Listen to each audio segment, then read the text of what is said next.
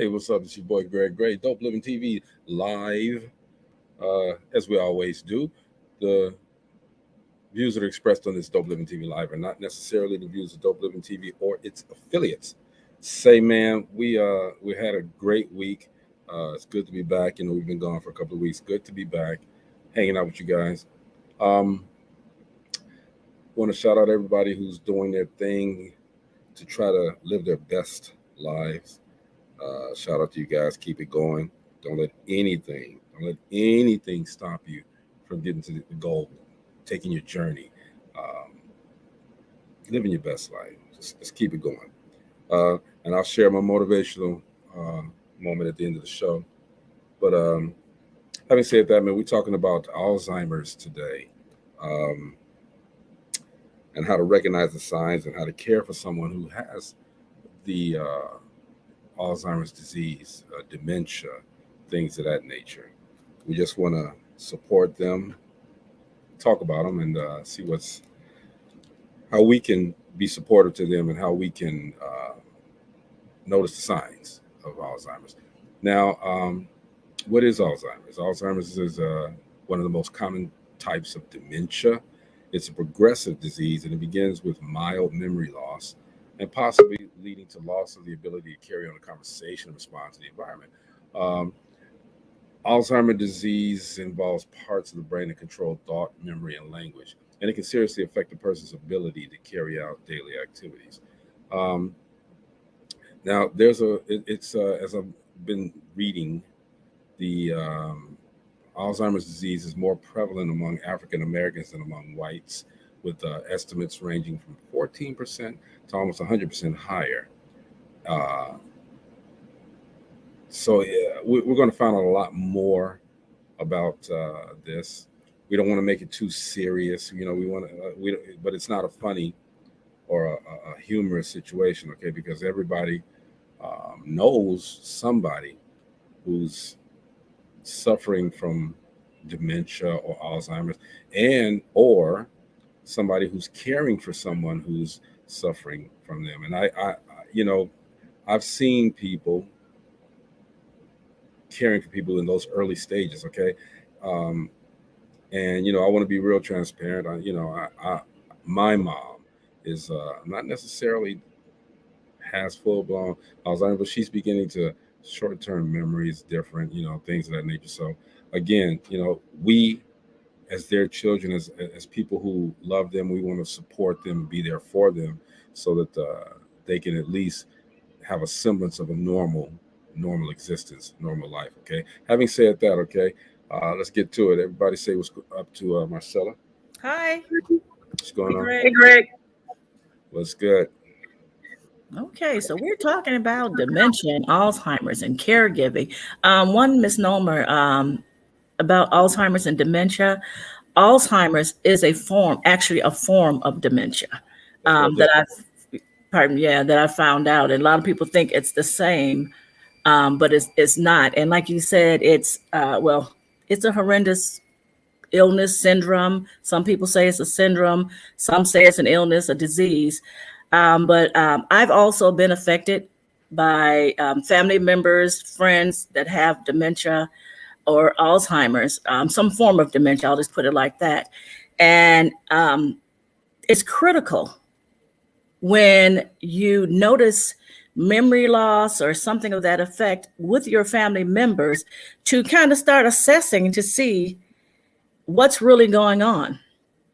In women, older women, it could be something as simple as a UTI, which causes some type of delirium, um, and different memory loss. I learned that when my maternal grandmother was in the nursing home, and I was like, "What's going on?" And they were like, "We'll check her for a UTI," and that's something a lot of people don't want to talk about, but sometimes that does cause memory loss.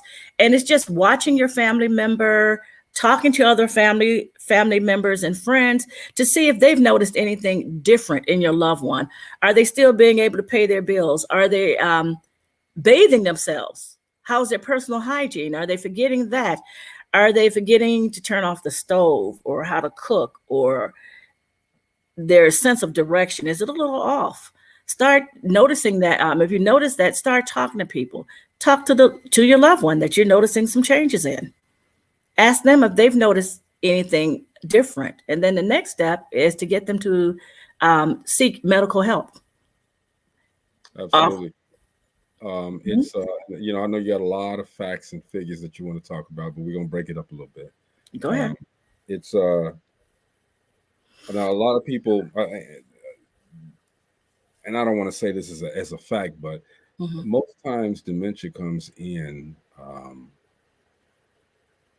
as age is probably the one of the reasons why we see dementia so much. People get older, things happen to the brain, and it happens. The dementia, I guess, is what happens first, and then Alzheimer's comes through. Yeah, and I'm saying it's not knowing, but having seen people and having going through this, not me personally, but with my parent, even right now, I don't know if it's because he hasn't been diagnosed. I don't know if the memory loss or the repeating of certain things, as if it's brand new. Forgetting, sometimes forgetting what day it is, it's the memory loss that disrupts your daily life. And so, those are some of the things that I see. So what are other warning signs of Alzheimer's? Like the sense of direction. Say someone that I know lived in the Northwest Indiana area for over 40 years. And they went away for one season, like say maybe the winter season, and came back, and somewhere that they had been living for 40 years had a little, was a little confused. And they were only like 2 blocks from where they lived for 40 years. And that was something I noticed. Not really comprehending what you're saying. They're like, okay, yeah. And you can say like, hey, I'm going to the store to buy a loaf of bread. And they'll be like, yeah. Yep. I heard that song last night too. Something that's just totally a little bit off. And so you start noticing, things of that nature. Like I said, forgetting things. And you have to take into account too, if it's an elderly person suspecting, there are some normal memory loss issues, like just like I forgot where my phone is. I do that all the time because I'm moving a million miles an hour. That could be just old age or older. I just said I do that. Older age. Right. Something of start really testing them with their comprehension. When you're listening to them talk to other people, like say if you're at the bank with someone or whatever, or you see someone trying to explain something, and it's like they just don't understand, and you have to repeat it several times. That's it's things of that nature. Are they eating? Yeah. Sometimes it's like they stop eating, they forget to eat. Real quick, Chris Payne says so many people just want to pretend it's not happening, sadly, and just put it down to age. In my experience, True. That's what I was just mentioning too. People do say it's an age thing, but can people get it at a younger? In a younger age. Isn't it a brain disease? Part of the brain does something. I don't know. Okay, I truly believe that you can get it at a younger age. And the reason why I'm saying that is because there are different forms of dementia. You have vascular dementia, which is a lot of it is caused from high blood pressure. And you have a lot of young people with high blood pressure. You have alcohol-related dementia, which is caused with someone who drink a lot of alcohol. You have HIV-related dementia. Hold on. You said alcohol related. Okay, that's just being drunk, though, right? No, you can. No, there are. I was researching that, and they said there is an alcohol related dementia, and that a lot of times, if you're just so soaked with alcohol and you're in excess over a period of time, you can develop alcohol related dementia. Same thing with HIV related. Does that stick though? You know, like regular, you know, old age dementia, that sticks and it gets considerably worse. Does alcohol related? Is that just because you drink a lot and then you continue to drink? Okay. That's why I asked the question. Okay. Are you just drunk to a unconscious state? From what I saw, that for some of the dementia, like the alcohol and possibly, okay, I don't have it, but the HIV are different things. Some of the different dementias, they said it can be reversed. Some of them can be reversed. Yeah, that's what I think. The alcohol, and I'm sticking with that one because, you know, when you're inebriated, when you're drunk, forget a lot. You know, especially when you're drunk, you forget a lot. You can't even find your way home sometime. Right now, there's some people that can handle their liquor and they can go forever. But you know, that's what I'm saying. You know, I've never heard of alcoholic dementia. That's good. Yeah. And it can affect the brain. Also, like I said, the HIV, AIDS dementia complex, which typically occurs after years of HIV infection. You have the Lewy body dementia. And a lot of times that's what you start having, like a lot of hallucinations and things of that nature. It could be coming out of your sleep and you're thinking that you're still in your dream. And I know someone, I've experienced that with someone screaming out. And when I've gone to that person's room, they're like, hey, there was just someone in my room. They were doing this and that, and they're thinking they're holding up something in their hands to show me what they're talking about. But there was nothing in their hands. And I was the only other person in the home with this person. And there are just so many different types of dementia. But seems like the majority of them that they're not reversible, they're progressive. It depends if you get help early on. Sometimes it can help slow up the progression, but the normal, or let me see, how can I put that? The more common forms of dementia, they're progressive. If you can get it started, get help at the beginning. There are meds that can kind of help slow up the progression, which is something that I seriously suggest. As soon as you really think your loved one, your friend, talk to someone, get them to a doctor. They have a neurological exam. They also have we're going to get to the help. Okay, we don't want to give everything out right now. All right. Okay. Everybody say what's up to Gina. Hey, Gina. Maybe not. She's in the black hole. Kind of black right there. Gina. Oh, Gina. Hola. Bonjour. She's not at home, so that's why I see what's going on. Gina, you got bad. Hey, everybody. You got bad. You're not home, huh? I mean, you're not at the. Yeah, I'm using my phone. Let me see if I can get on the. I don't know the house password here. I'm at the house. Oh, the new house. Let me try to log in. Yeah, and I'm using my cell phone, my hotspot, because I don't know the password to get into the internet over here. Sorry, we're talking about Alzheimer's and how to some warning signs of Alzheimer's. I hate to say warning signs because it's you can't, just some hints, I'll call them, that people have Alzheimer's and how we take care of them. How do we care of them with Alzheimer's? And it's a very serious topic. You know, a lot of people don't talk about it. You know, and again, that's what we do here. We want to talk about the topics that people don't talk about, so we can keep everybody informed. You know, get that knowledge out there. Why don't they talk about it?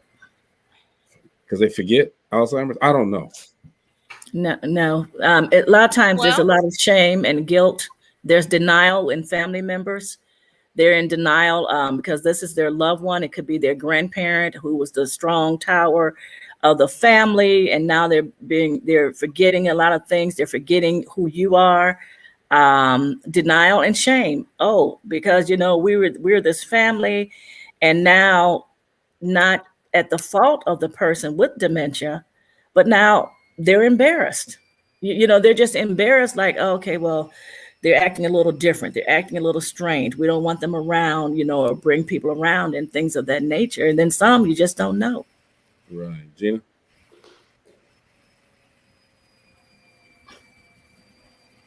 Gina, you were saying something?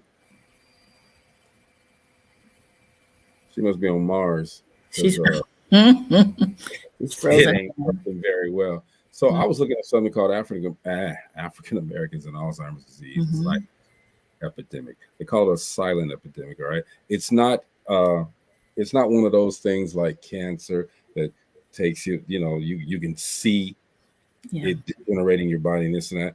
And the picture that I put up on the post had a lady, she had the stressed look on her face. All right. That's the terrible part of Alzheimer's. These people, when they get it, they want to remember, but they can't. And they're struggling and struggling and struggling to get it. And it's really not only, I think it's depressing to them, but it's also sad and depressing to the people that have to take care of them as well, because the lifetime that they've had with these people, it's leaving, it's gone. I don't know if it's so much as depression. They're in denial because they're used to being very independent, and now they might be finding themselves having to ask for help. And with some people, when you're grown, you feel you're grown. I don't need help. I haven't had to ask for help all these years. And what I've also noticed, they start making excuses for things. I was in a grocery store with one person, and they told me they were going to meet me 2 aisles over. And I was waiting for a while until I called the person, "Where are you?" And it was like a store. I don't know if everyone's heard of the store Myers, have a grocery section and then a regular with clothing and all other things. But they were in the men's underwear section. They had actually left the food section and went into the men's underwear section, had been in this store for numerous times, and they tried to make an excuse because they're in denial. And I really feel that I asked one person who I know is in mid stages now, when did you ever suspect anything different about yourself? And they told me, yeah, they noticed some things, but they wanted to ignore it. They wanted to deny that anything was wrong. When I first started months and months ago, I mentioned it to the person. Hey, I think we need to get, checked, go to the doctor. They were adamant. They were not going to the doctor, and I was just crazy and leave me alone and all these things. And sometimes you might have to force a family member or a friend to get help. So yeah, and that was going to be my question. What do you do? If you see somebody starting to degenerate like that, what do you do? I mean, they say that you can catch it early. Okay, but if you catch it, is this something that can be treated? Okay, from what I'm told, I've talked to a few doctors about this. You're saying to be treated to stop it. I was told no. But there are meds out there. I'm saying stop it. I don't think you can stop it. Just treat it so it can, maybe slow it down. Yes. Or maybe do some things that can help them to remember a little bit more or something like that. Yeah, there are medications out there that will help slow it down. So it's not going as fast there. And then they treat the different symptoms, I'll call. Like sometimes they get very irritated. Sometimes their mood swings and their whole personality changes. The person that I know that I'm taking care of now was feisty from the beginning, but then they started using the F word. Like if they didn't like something I said or did, F you. They'll call you an MF. And this was totally not this person. And so when I called the doctor, and the doctor's like, okay, let me put something on for anxiety. This person have a couple of doctors, a neurologist, and then the family doctor that are working hand in hand.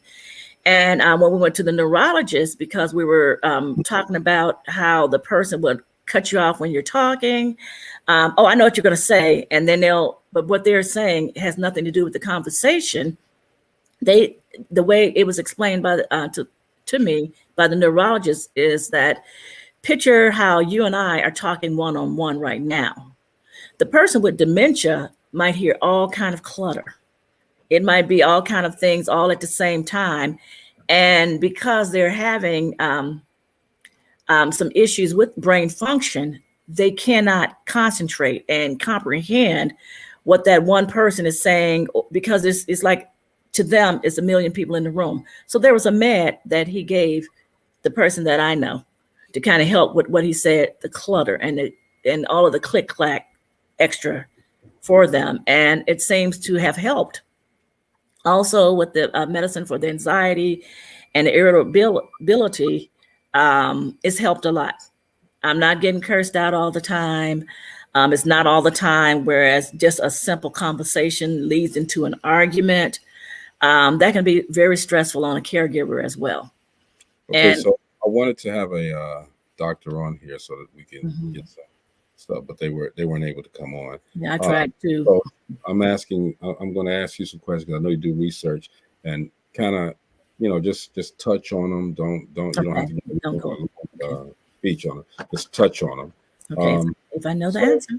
What's you know the answers. What are you talking about? You know all the answers. Okay. So is there a difference, and I'm getting these questions from social media, is there a difference between Alzheimer's and dementia? Because I think a lot of people don't really know. You think dementia is the same thing. Is there truly a difference? Alzheimer's is a form of dementia.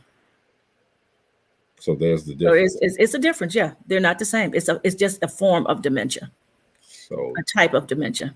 So everybody out there who's saying they're the same thing, they're not. Okay, dementia is one thing, and Alzheimer's is just a part. I guess dementia is the bigger picture, right? It's the umbrella. Yes. Okay. Cool. So is I'm just going through, like I said, I'm looking at on That's Google, good. so I'm asking these questions here. How long do Alzheimer patients normally live? Now, I know, and I can only speak from what happened in my situation as far as with my dad when he died. He was fine. Then when he went into the hospital, he started, I don't know if he's seeing things, but he was saying, well, he got out of the hospital and walked all the way to work and came back, which did not happen. Delusions. Then, I think maybe 4 or 5 weeks later, he was gone, So how long do they live, generally? How long do they live? Okay. Once they're diagnosed. From what I'm told, it depends. Because once they're diagnosed, it depends what stage they're in. Are they in the early stages, the middle, moderate stage, the later stage, the end stage? Then it also depends on meds that they're on. Are they on something that can slow the progression? Also, are there any underlying other underlying health issues? Now, once you're in your end stages, it normally progresses really rapidly. Okay, but so just like a cancer, because this is Alzheimer's is a brain disorder, I guess. That disorder spreads quickly? I don't think spread is the correct terminology, but okay. It can. It can. It also depends on the environment, the amount and type of care that the person is giving as well. They try to tell you to stay active, exercise, eat healthy, stay active, do brain games. There's so many things that you can kind of do to kind of try to help. Don't just let them be isolated, which a lot of people with dementia try to do. Push family and friends away. Try to keep them involved.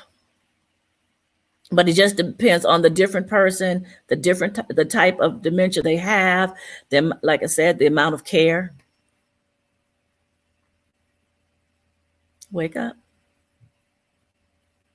So you're on mute and you're so funny.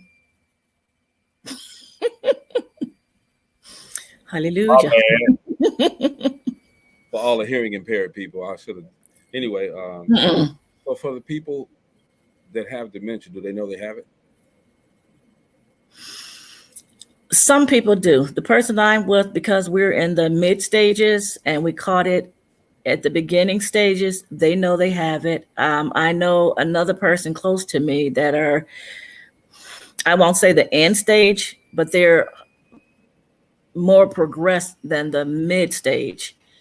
So they don't know. What are the stages? Okay, because as I'm looking here, they said that the signs of the final stages include being unable to move around on one's own, being unable to speak or make oneself understood, need help with most, if not all, daily activities such as eating and self-care, and eating problems such as difficulty swallowing. Are these only stages? No, those are some of the symptoms and the of the end stage dementia. At the beginning, it's just a little bit. Sometime at the beginning stages, you notice like memory loss.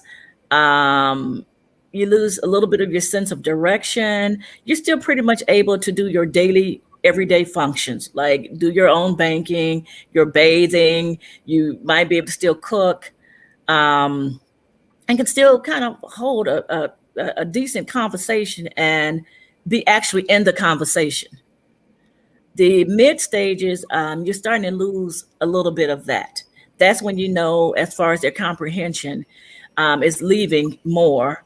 That's when, like, say if a scammer calls, in the beginning stages, you're still there where, this call is a scam. No, I'm not going for the okie doke. Mid stages are where it get a little bit more dangerous, because you're seeking out friendship, and it's like if someone calls, oh, this is my friend. Everyone is your friend. You might see someone in the grocery store and they're talking to you, the sales clerk or something. You see their name, and okay, here's the sales clerk, Greg. Okay, Greg, no, just work with me. And I come back the next day or 2 days later. Oh, that's Greg. That's my friend. And they're a little bit more trusting when they shouldn't be, because they're not understanding, and those little red flags aren't triggered. They start sometime where you have to start watching them with their hygiene and cooking and their driving, sense of direction is really getting off more. Okay, is this a disease that's genetic? Is it inherited? That I don't know. An answer you don't know? There's a lot I don't know. I keep telling you that. Oh, Lord, no. Oh, my Lord. What? About is it more common in males or females? It's more common in females, and they said that has a lot to do with the longevity of life. Also, something that I was looking at, it said if you have depression, deep depression in your younger years, like teen through 20s or so, you're at higher risk of getting dementia. And they're saying one reason why sometimes it seems they're not sure, it's just a small difference, like 48, 52, maybe percent as far as women over men. But they're saying it could be because of lifestyle of women. There's more, I want to say, intricate things that they're saying that women do. And that could be, could have something to do with it or whatever. So, why? I don't know. They're still doing a lot of research on why more women than men have dementia. Let me ask you this. Is it, okay, we talked about the ages, and we said that some people get it younger and this and that, but is it preventable? Okay. From what I've seen, they're saying it can, let me put it like this. If you exercise regularly, younger, and as you get older, if you eat healthy, stop eating those hot chips, all of that fried food. Am I messing with your diet? All of that fried food, all of those sugary baked goods and drinks and things like that. Eat healthy. Don't just look at I'm eating healthy because I want a nice body. Um, Eat healthy for heart health, brain health as well. A lot of times when we're eating and talking about eating healthy, we don't think about our brain health. Look up to see what foods are good for your brain. Um, that's pretty much eat healthy, stay lively, stay around, have friends, do things with people, go out, exercise. Now, a lot of people ask, Hmm. can you die from Alzheimer's? From dementia. Dementia, Alzheimer's. Now, here's the thing. Um, I don't think Alzheimer's is a death sentence. I don't think it is. It's just something that, like you said, it's a form of dementia that takes Hmm. away the memory and all of that stuff. But can you die from that? From my research, yes, and the reason is because it also affects your senses. Let's say how you have peripheral vision where you can see all around you and things like that. Toward the end stages, it starts getting whereas instead of being able to see all around, your what you can see is like a little through a little hole. Um, you have to make sure someone with any form of dementia go regularly to an eye doctor. Just seeing one thing, that, and let me put it like this: you can lose sense of smell, your taste, hearing, and like I said, and your sight. And a lot of times when that happens, from what I'm reading, you just start declining. Your whole sense of being starts declining. And once they're saying, from what I saw, once you get to your end stages,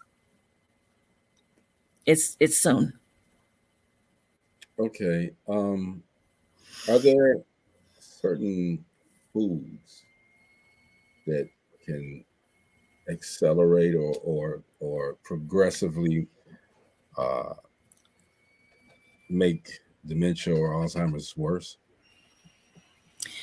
I would say, from what I'm looking at, pretty much what for any illness, sugar, salt, fried foods, um, pretty much things of that nature. Get rid of the sugar, get rid of the salt, get rid of the fried foods, get rid of all the smoked foods. And it's not saying 100% get rid of it, but eat it in moderation. A lot of green. Make your plate as colorful as possible. Fruits, veggies. Make it as colorful as possible. Yes, within your fruits and veggies, like orange, like carrots, green vegetables, um, just vegetables and fruit. Not just that, but eating pretty much just eating healthy. But how you would eat healthy for any other type of illness. I'm back. Hey, Gina, Hey. a lot of water. Got the white background. So okay, so I'm this is very interesting because a lot of stuff a lot of people don't know. I know I didn't know uh, exactly what goes on with Alzheimer's and dementia. Mhm. So how do you care for a person like that though? Gina, did you want to come in, chime in? Yeah, I do want to talk a little bit about it because I experienced it. My mother-in-law had dementia, and wow, it is a very trying experience dealing with someone like that. The different stages that they go through. They start off just losing the short-term memory. And so a lot of times she thought my husband, her son, was her husband. She would call the police on him all the time and make reports that he was stealing sheets and towels and things like that out the house. I can remember one particular time when she called the police and told them that he had came in and stole all her towels and sheets. And we were living in a different home. She was staying by herself. We didn't even realize how, you know, bad it had gotten. And the police were ready to arrest him, other than when they called the house, they asked for him, and they were asking for a 17-year-old. Wow. And I was like, no, my husband is 37. And they explained to me they were at his mother's and she was accusing him, and they were looking at these bags packed up at the door like someone was taking them out the house. So they believed her. And then when they found out that, he's not 17, they started to realize there were some issues, but they were ready to arrest him at that point. And even when it came to, going through the different stages, she got to a point where she started to get violent. She hit me one time and she knocked the stars. I saw stars. You know how people say, I got hit and you can see stars? Because one, it was unexpected. And then she just hit me so hard that my head was spinning around like this. Knocked the black off of you. And so they do get to a point where they get violent and they're very hard to deal with. And the courts deemed her not fit to live by herself. So we had to make some decisions at that point. But it's one of the things that you have to realize caring for a patient like that is that you have to have self-care too, because it takes a lot out of you. You kind of put your life on hold. We couldn't leave her alone.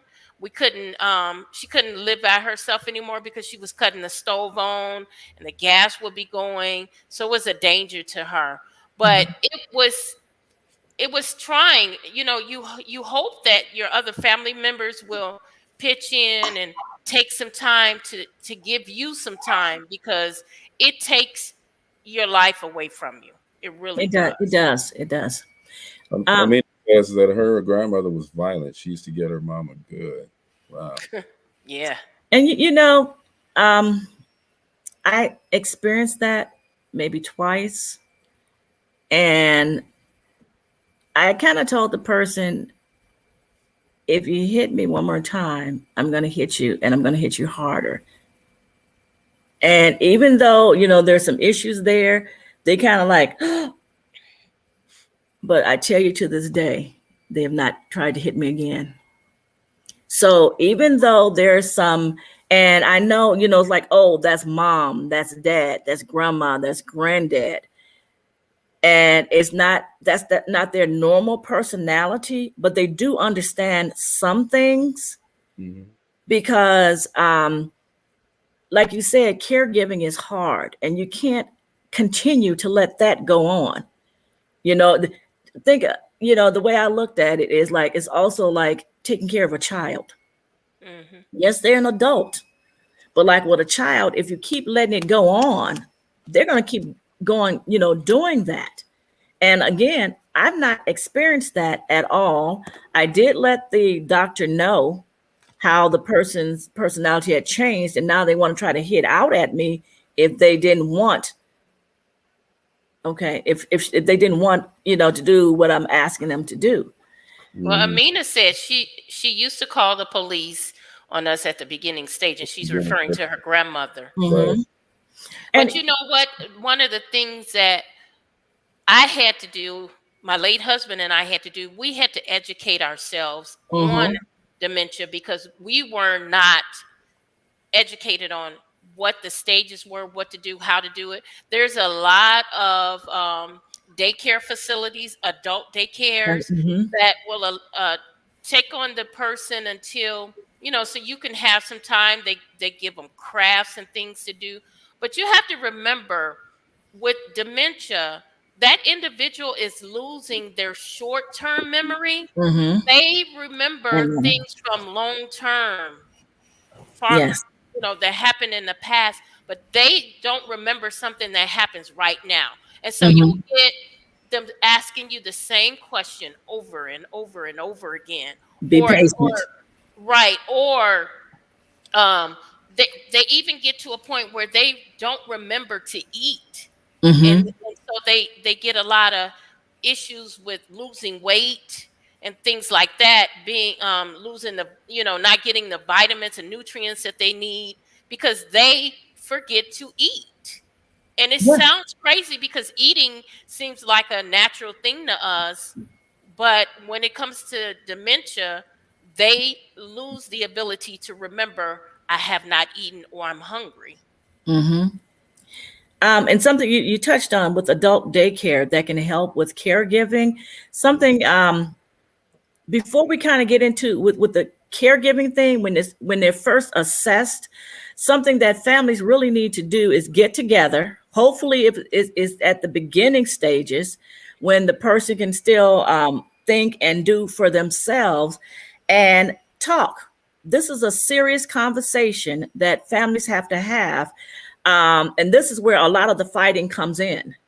Whereas you might have been saying, oh, something happened to mom, dad, grandma, granddad. I'm going to be the one to step up to the plate. But then a lot of times when something like this happens, they're like, oh, well, big sister can get it, little sister can get it. I have my life to lead, to live. And you really need to sit down and have a serious talk, not only about who's going to be there for caregiving, are we going to share and the responsibilities. Sometime when you get into caregiving, some family members just realize they can't do it. Yes, and They're not that's what capable. happened in the case with my mother-in-law. Hmm. My sister-in-law and his two sisters, one lived in Tennessee, one in Florida, so they were in a distance.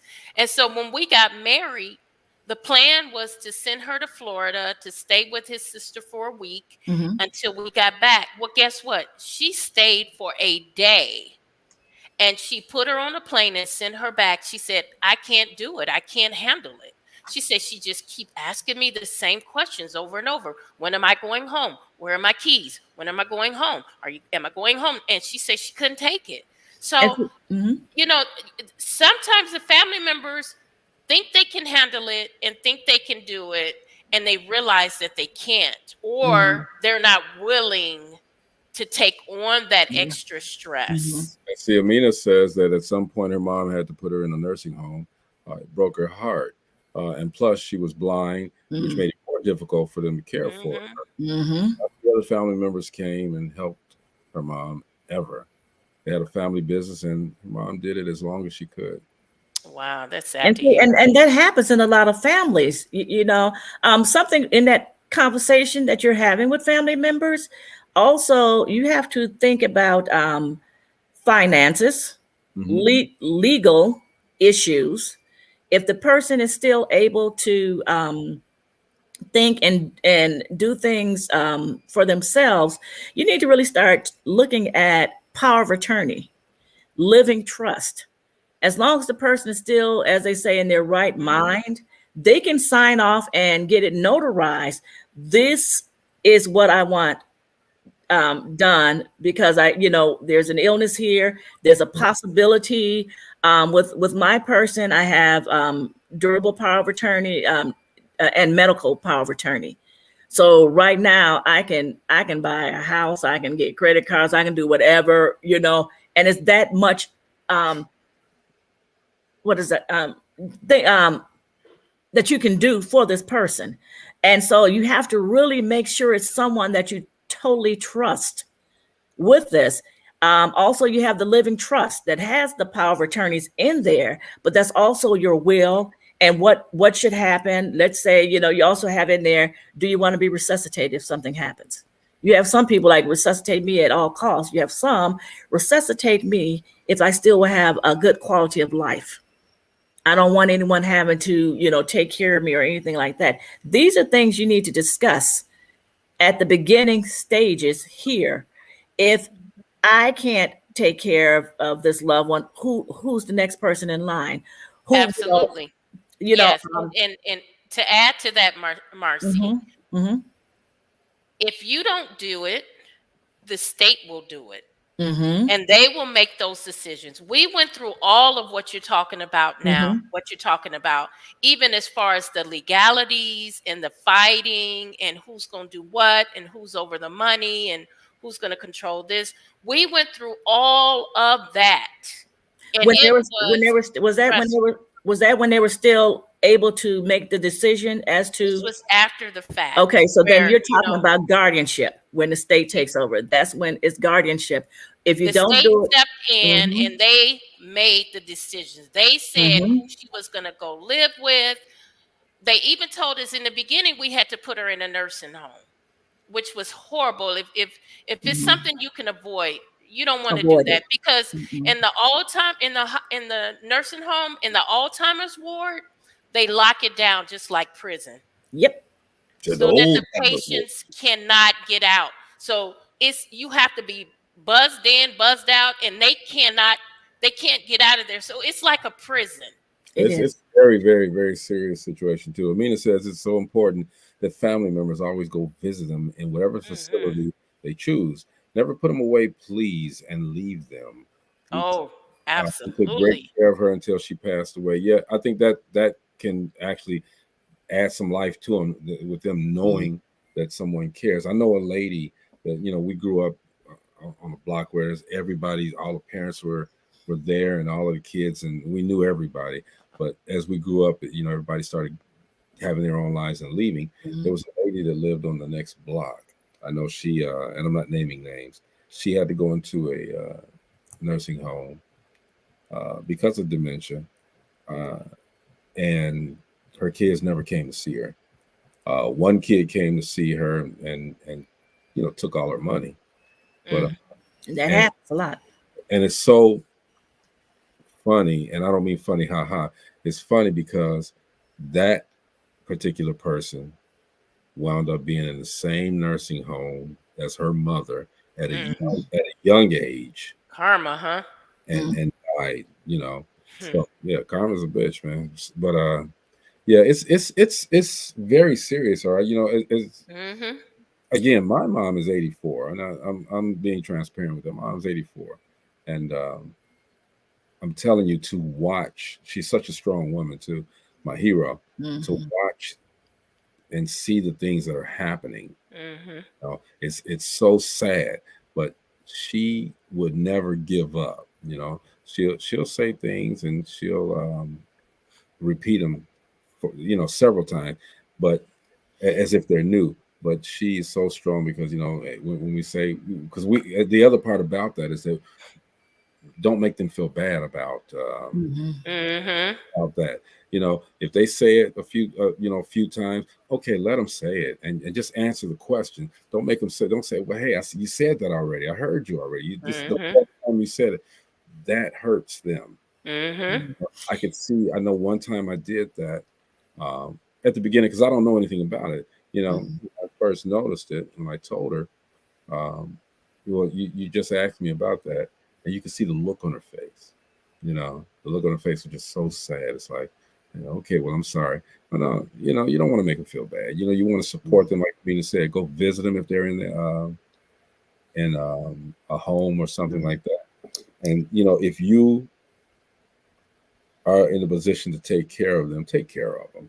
You have them on They your took face. care of us. And somebody that, as you said, Gina, and Marcella, somebody that you trust. Mm-hmm. You should be able to trust your kids, but nowadays you don't know. And something that happens with a lot of people with dementia, and when I mentioned earlier that there's a lot of resentment.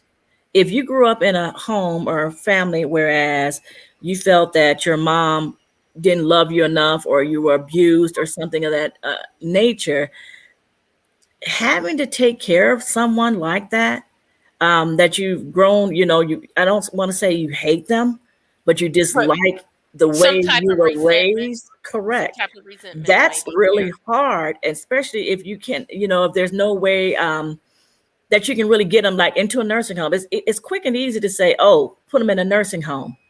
Um, you have to make sure you have long-term care insurance.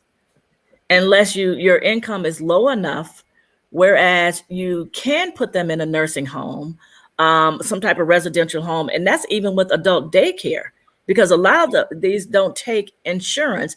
Medicare only pays a certain amount, and I believe, I know with the state of Indiana, years ago, it was like they could stay in there for 100 days with Medicare. Well, they can't have any assets, And and that's what you have to pay down. that's where it came with my mother-in-law. She had a house, she had money in the bank, and so when we went to put her in a nursing home, we tried to go through Medicare, but because she had assets, they wouldn't pay. My late husband was paying $5,000 a month. That didn't include, he had to pay extra to get her hair done, toiletries, any personal. That was just to be in the facility. Right. Thank God my mom, who does home health care and works with seniors, she stepped up and said that she would take her in, and she lived with my mom for 5 years until she passed. Everybody doesn't have that luxury. Right. So she still was able to be in a home and have her respect and still be able to, do things. My mom would take her when she would travel, she would take her with her. So she had that. Everyone doesn't have that. Yeah. But there are ways. Real quick, Marcy. Lanita says that her aunt had dementia. She was a teenager when it started, but she had the best stories, which later she found out a lot of it was her life. She misses it very much. Our condolences to you. Absolutely. My mom does that to my dad. I hate it. She'll be like, you forgot already. Not saying something is wrong with him, but it's rude to do that. Suppose if he's showing early signs, I agree with that. I just can't, because that, to me, that's torture. These people, if we don't know exactly when it's coming or how it's coming, or even if it's there. It happens at young age too. It doesn't. You don't necessarily have to be elderly to get Alzheimer's or dementia. And that's what we were talking about that earlier. Marcy had said that. So I mean, but again, we don't want to make them feel bad. We want to encourage them. We want to continue to support them without making them feel, I'll say, guilty for repeating. We don't want to do that, and that's at an older age. Okay, you don't want to make them feel guilty or make them feel bad because they're getting this. Because to me, from what I'm experiencing with my mom, they don't really know, and that's why I was asking earlier, Marcy. Do they know? They know that the thing that she says sometimes. Okay, well, I'm getting old. I forget sometimes. All right, but honestly, we look at it like, okay, maybe that's early signs. Well, even when I forget, sometimes I wonder, am I, having early signs? You probably got it. You know what? But you know what? After the early stages, I believe truly, because the ones I've dealt with in the early stages, they're like, okay, but they're still in denial. But as it started progressing, I don't believe that they truly know, because I have someone, she's well advanced, someone who's known me when I was in my mom's womb. I went to visit, and they were like, hey, I recognize your face, but I don't know your name. So I gave my name. And we had a good conversation, laughed, and all kind of things, until I made a comment about a picture of hers. Someone that was, okay, I'll put it like this. It was my aunt, one of my aunts. And I pointed to my dad's picture, and I said, oh, he's cute. And she's like, oh, that's my baby brother. And I said, yeah, I know him. You know him? I said, that's my, something like, to that effect. I said, that's my dad, and it was like, oh, and she's like, okay, yeah. But I knew she really didn't know, still didn't get the connection that I was her niece. And it was heartbreaking, because, I was like, wow, I hadn't visited her in a while, and I didn't realize it was that bad. Now the person I'm taking care of is like mid stages. And something that I've learned, and I've in researching and educating myself on dementia, there might be a story, or they're saying something, especially as it progresses. You don't have to correct them. Right. Go along and put yourself right up in that story. And if they if they're, want to say, well, this is my son, and, if it's a cousin or uncle, go along. Okay, that's your son that's going to be their son. Let it go. You don't have to, they're on point on too. There's something they're right on point, you know. So I think it's, and I don't want to say selective, because that's what I do, selective memory. Okay, if I know I did something wrong, and you come and tell me, yeah, you remember you did this, I'm like, nah, that wasn't me. Yes, My story, it was. wasn't me. One of the things I want to add too, make sure you're paying attention to what's going on. If you see something different, and Mhm. even in the home, because we didn't know when it came to having to take her out the house, we didn't know that some of the things that was going on.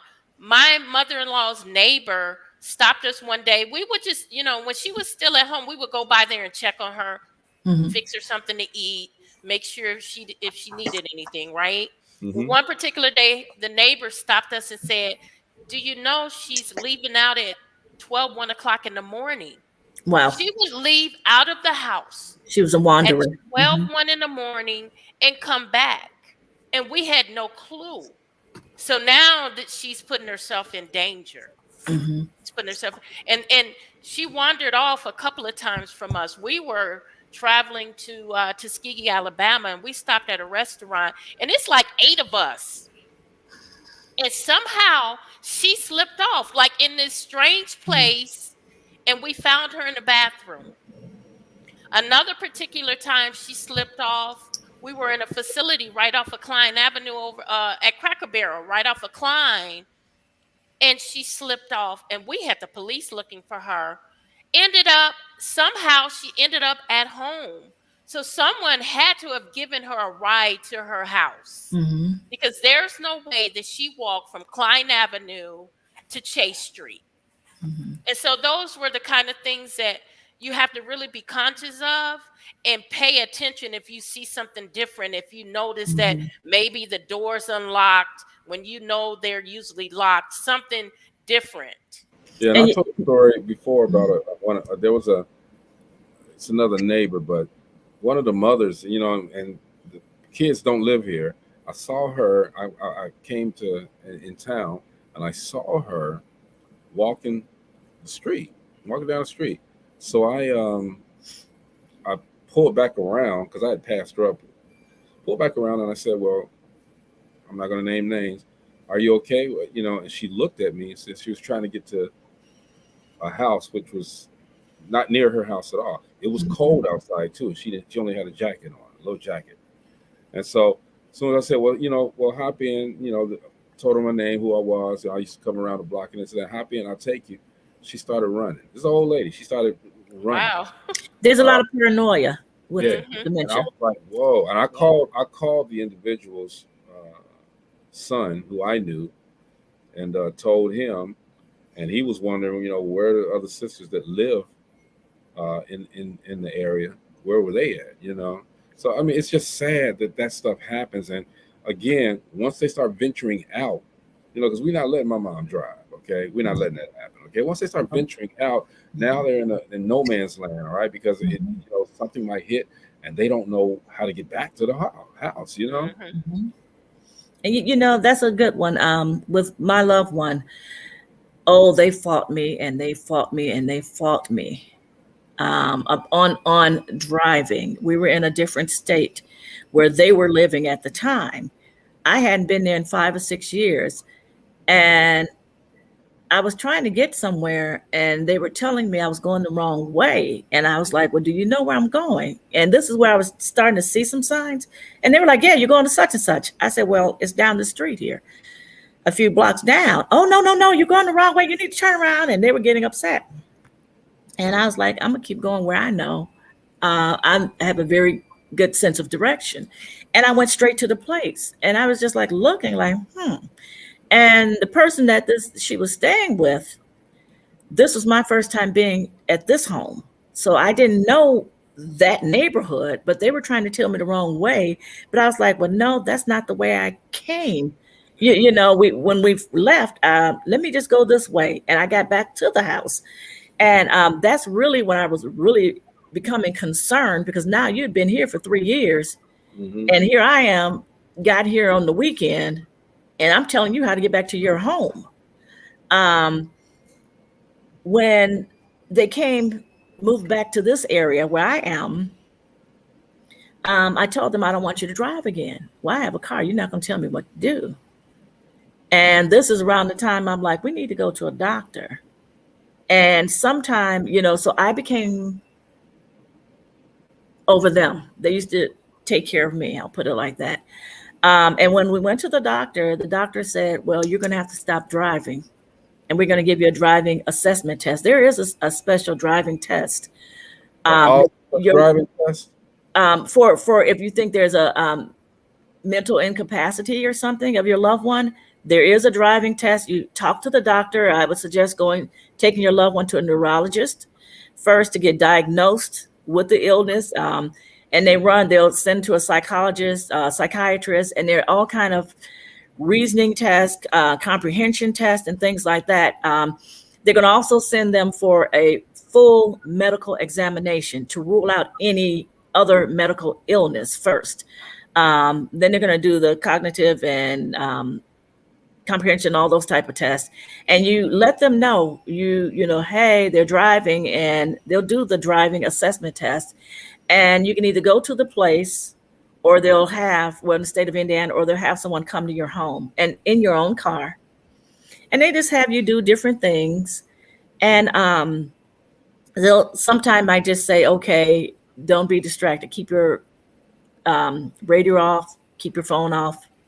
Go just a couple of blocks from where you live, around, depending on where you live. Like, say if you have stores and things in your neighborhood, or they might say you don't need to drive. This person fought. Yeah, I got some cuss outs. Every doctor they went to, they're only saying I can't drive because of Marcy. And this is how they put it to her. Say you're out there driving. You get a little confused, whereas you're in the left lane and it's like, oh, I need to go to the right. And you kind of make a quick right without thinking, only thing that you're thinking of this time. So I need to get over here into this lane, and you hit someone. Maybe because your peripheral vision is not as keen as it used to be, you might not be able to see. Your mind might not tell you to look in your mirrors to see what's here. You might hit somebody. What are you going to do if you harm someone else? Lord forbid you kill someone. You're not going to be able to come back from that. Or kill yourself. There is a test that they can run. I think it's some type of CT scan they can run on your brain to see if you have signs of dementia. The coloring will be different because they ran that on my husband when he got sick because his mom had dementia. They wanted to test him to see if he had it. And so they ran this test, like a CT scan, and it showed different colors in his brain, like red, blue, yellow.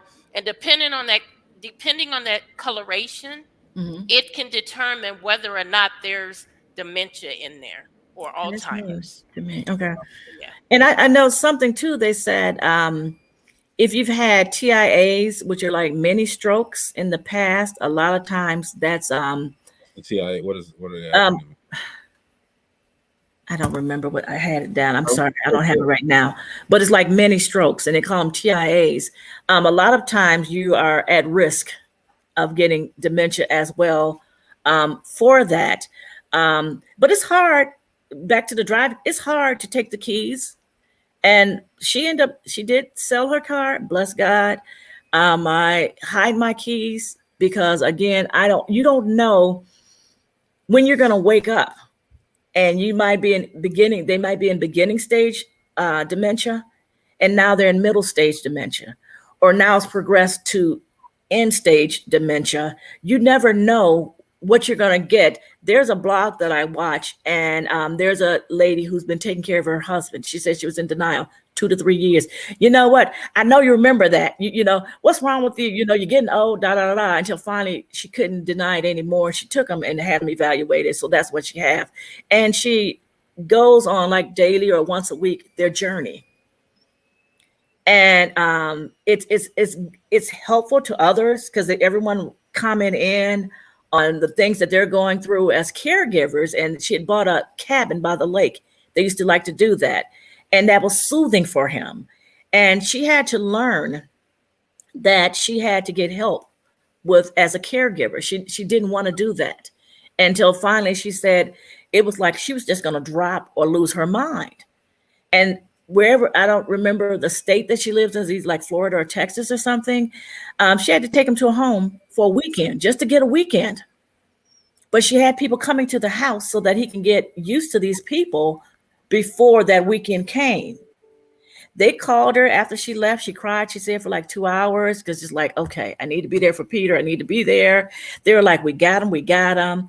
And she was blessed enough to find a good place because he had a lot of anxiety that night because that was not his bed.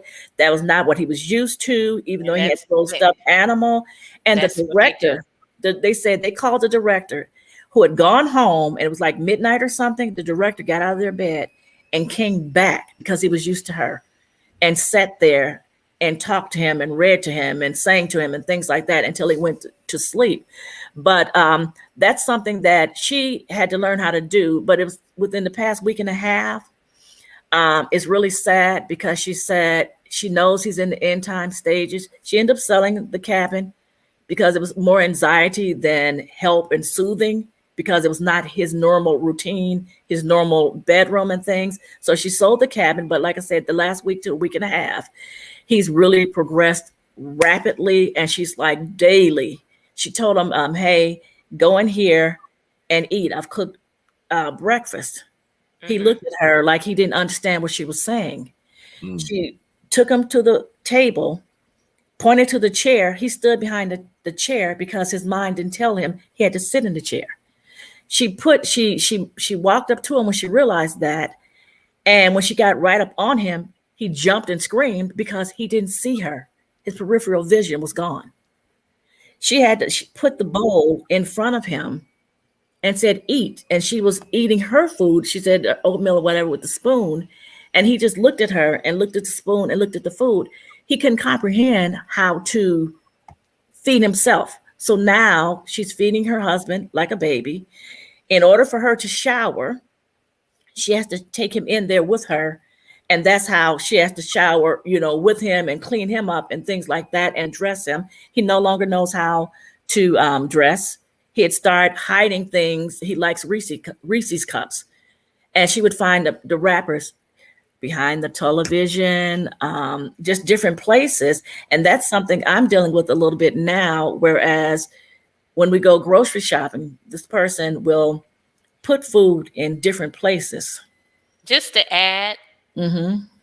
a lot of times when you take them out of their comfort zone, I really believe it exasperates it. It does.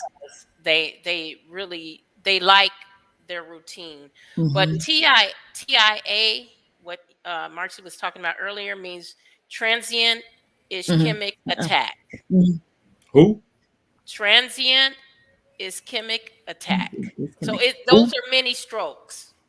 It's a form of mini strokes. Mm-hmm. So, Marcy, would you do you want to give the different organizations that are out there? And I'm gonna tell you right now, there's not a lot of help out there for people that are dealing with Alzheimer and dementia patients. It's more now than it was when my mother-in-law was around, because we had to dig. I went to the library and I dug and I searched and I Googled, but it's still not a lot, and it's not a lot of emphasis placed on it either. Well, actually, you can contact the Alzheimer's Association, and Greg just had it going in the banner. I believe it's alz.org.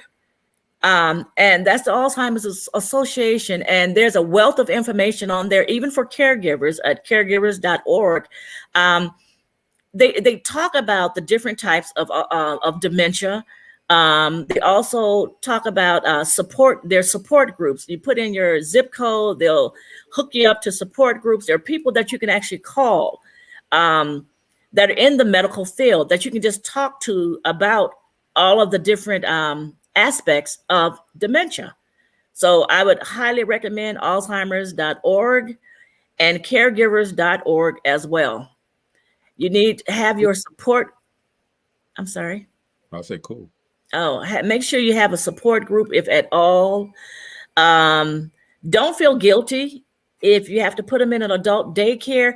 Oh, and that's where I was just saying how it's very expensive. And something with my first grandmother, when we did have to put her in a nursing home, I was still working at the time. And there was no one that could be there 24/7. But you have a thing with, I believe they call it pay down. We had to sell her house. Now, if they have a spouse that's been there at least 5 years or something, you don't have to pay down. Or if, like, say, an adult child or someone had been living in the home for 5 years or more in the state of Indiana, you don't necessarily have to sell the home. There is a certain amount of money, it might be like $1,200 or a little bit less, that they can keep each month, that they can keep.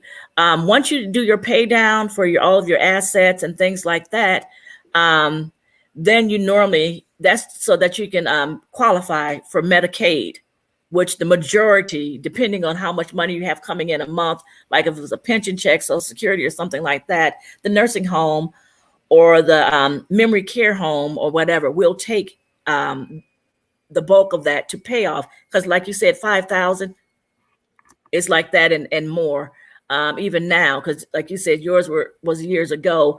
But these are some other things that you might want to check into.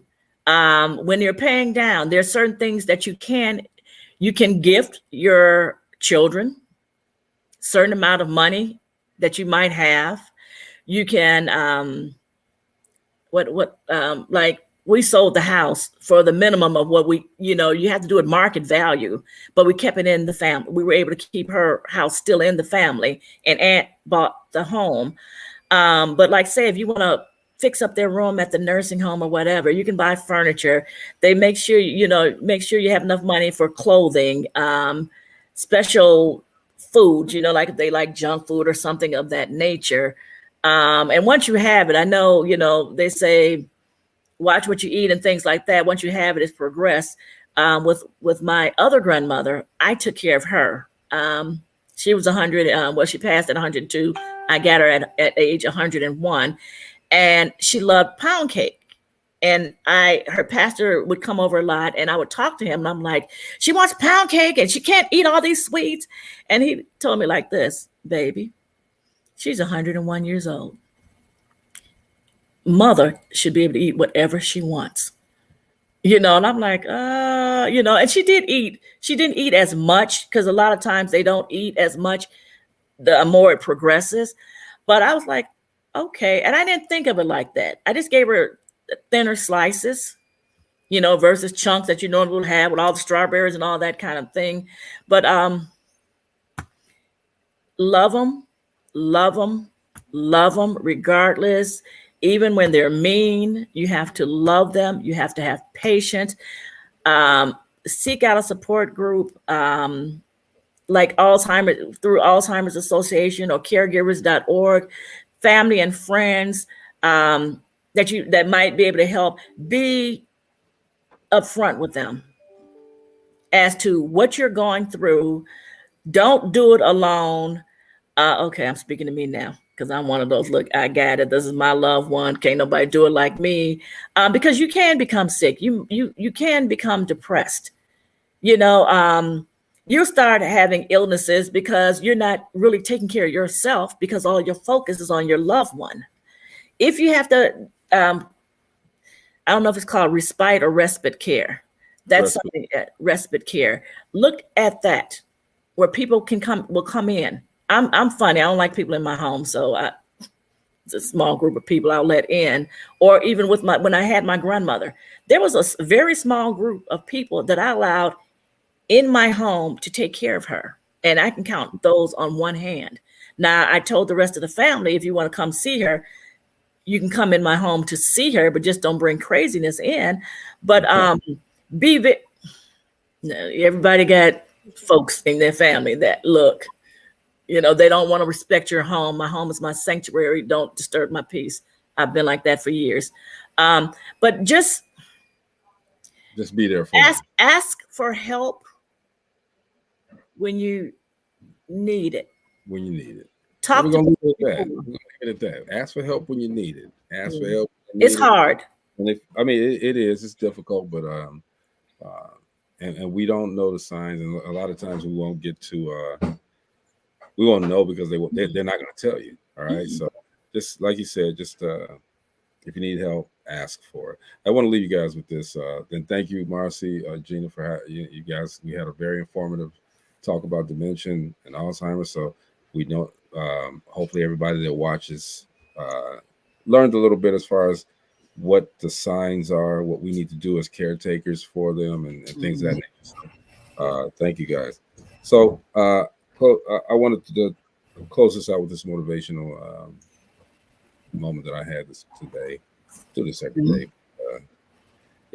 Anyway, I used to think that finding the right woman was about having a list of certain qualities. And if she has them, we will be compatible and happy. Everything is all good if she got the qualities that I wanted to have. But I found out that a healthy relationship isn't so much about the qualities. It's about avoiding people with harmful traits and bad personality types. This is just my opinion now. And once you dodge those bullets, then it's about being with a good person, period. And a good person in their own rights, and a good person with and for you. Now, where the space between you feels uncomplicated and happy and comfortable, that's a good feeling when you're with somebody. The space between you is just cool. Everything is good. You don't have to walk on glass or anything, right? A good relationship basically is where everything works. And why? Because whatever the list of qualities, whatever the reason, the two of you just happen to be really good together. But what I really learned to sum it up is that and anybody that's in a relationship, don't settle for 40%. Don't settle for 50%. Don't settle for 80%. Deserve 100%. Every relationship deserves 100% from both people that are involved. In other words, it should be perfect for you. It should be lasting. And knowing this, you create dope living. Okay, this is Dope Living TV live. Marcella, Gina, and the rest of the crew, man, we come to you every week and we just want to inform you. We want to make you feel good, all right? And we feel good doing it for you, all right? So we will see you guys next week with a whole bunch of other stuff. Y'all know we got this relationship gig going real good right about now, okay? So y'all, if your relationships ain't in order, your house ain't in order, Dope Living TV gonna tell you about it, all right? So, a great weekend. We will see you guys Monday, all right? We love you guys. Take care. Bye-bye. Wait a minute, somebody just put a comment up. Hold on. Good evening, everyone. Thank you. Bye, Nita. Later, y'all. Bye-bye.